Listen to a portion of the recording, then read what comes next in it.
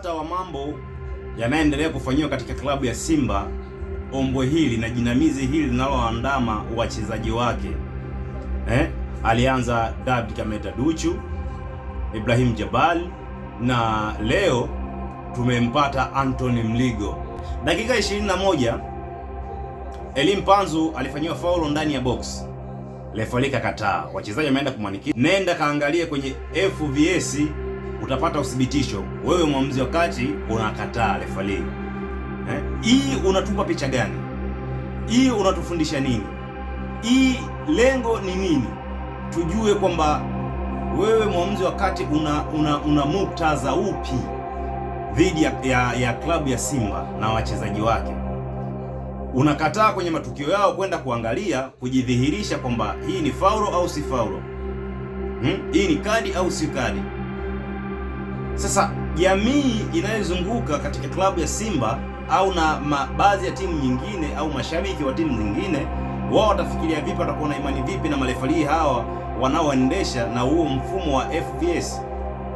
Baadhi ya matukio ya kwao unakataa, matukio ya mpinzani wake wewe unaelekea. Inakuza soka.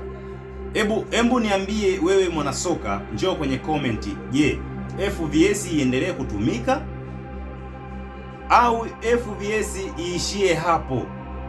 Sasa tunaona katika michezo mitatu ya Simba, mechi tatu kapewa kadi nyekundu 3.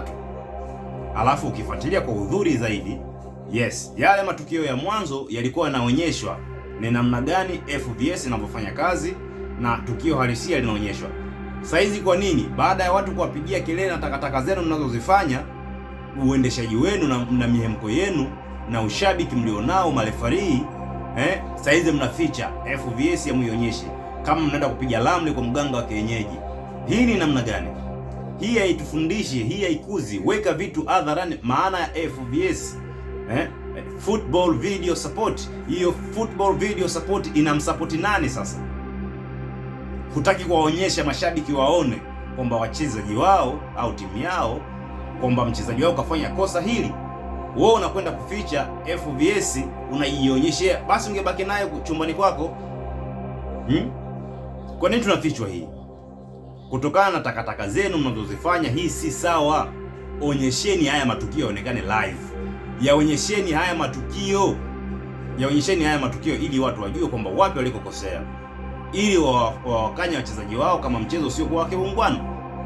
Leo unaficha tukio, unakuta kwa mtu kafanywa matukio ya ajabu, hamyarudishi yale matukio. Kwa nini mnayaficha haya matukio?